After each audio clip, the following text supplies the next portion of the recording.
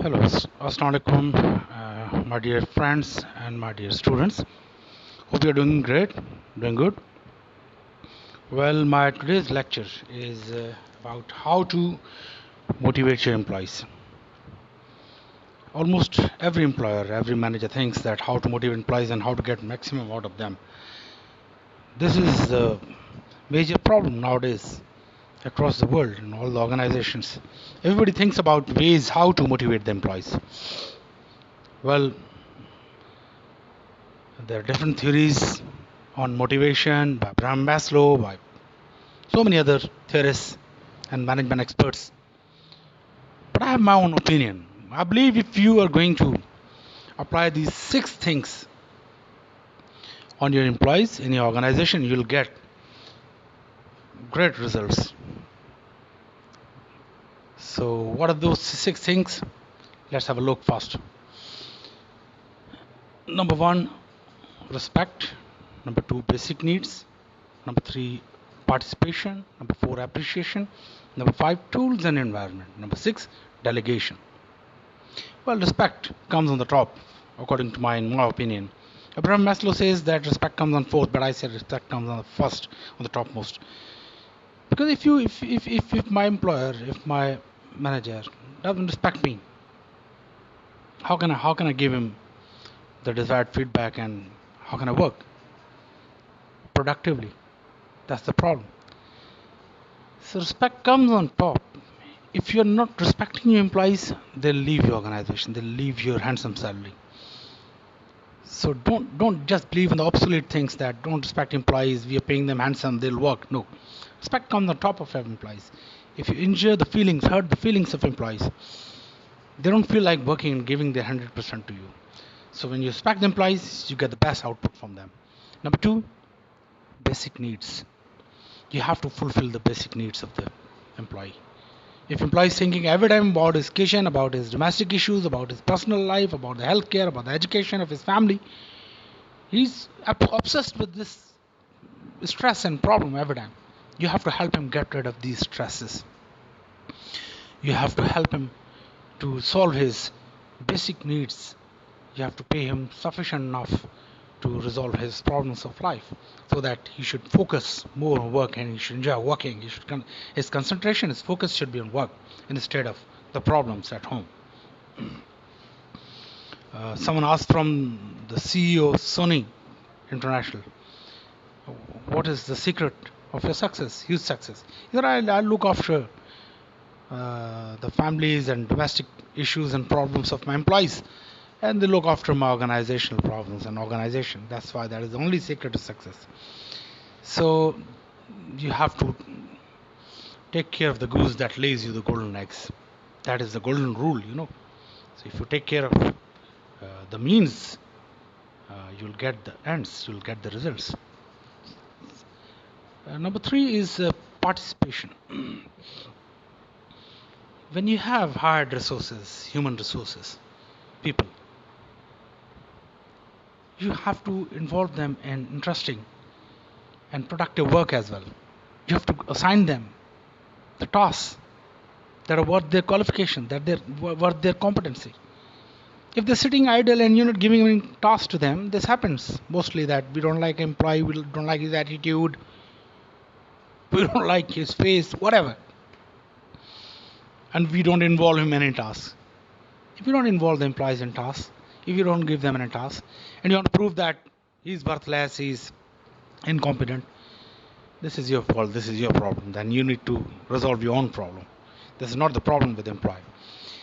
No matter you like him or not, his attitude, his way of talking, and his relationship with you, but you have to provide him opportunities to prove himself.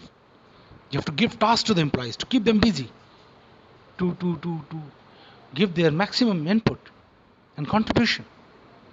This is very important. This when you involve the people, even those who are not satisfied, even those who are disgruntled, even those who are not taking interest in the work, and you feel that they don't want to work, if you give them participation, give them participation and involvement in work, give them opportunities to work, they feel like they get interest in the work.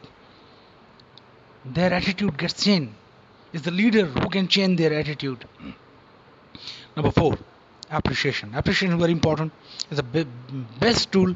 Uh, you have to try to find opportunities to appreciate the people. Don't try to find opportunities to reprimand the people and scold the people. Don't try to catch the employees red-handed doing something wrong. Always try to catch the employees doing something right, so that you should find opportunity to appreciate them, because by appreciating the people you can get maximum output and productivity from them, as compared to discouraging them and insulting and disgracing them. So working on strengths proves much better and much lucrative, much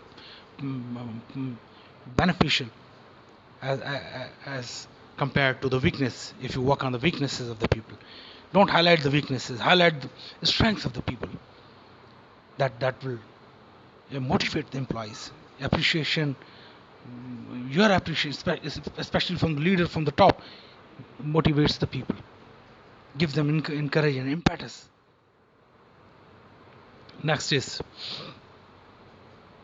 tools and environment. You've hired the people. Mostly organizations have resources and tools and offices, but sometimes it happens that you don't give proper office to the people, you don't give them proper technological aids, tools, computer, laptop, USB, etc., stationery. You're lacking these things, and utilizing one computer, one PC for two people. That so people may be affected. Their tasks may get pending. Organization may suffer. People may be demotivated and discouraged. You have to inspire the people by providing them tools. If you are giving a task to a person and that requires some tools, so you have to, it's your responsibility to provide all the tools that are lacking with them. You have to find out, you have to ask from your employees what are their needs, what is required by them to accomplish a particular task. Last but not the least is delegation. Delegation is very important.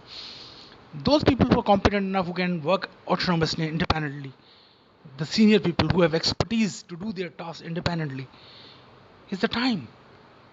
It's the time to give them decision-making powers, authorities, because there are a lot of tasks that they can do independently, but they're waiting for you. The tasks are pending and suffering because of the go-ahead and prior intimation, approval, and permission from the top. And because of this particular thing, this thing alone, things suffer. So when you think which task can be done by your competent people and talented and well-trained people whom you can trust, delegate some powers, some decision powers to them, so that things should expedite and accelerate. You'll see that things are moving ahead. Work is being done quickly. Try to remove the obstacles and the bottlenecks that are thwarting the work, that are stopping the work, that are delaying and procrastinating the work. You have to try to find all the ways to accelerate your work. And by applying and implementing these 6 things, 6 important principles that I've learned from experience, from different books and from authors, from different theorists. There's a combination of all those things. This is the extract of all those things. If you apply these things, I'm confident enough that you'll get very, very positive results. Splendid and huge results.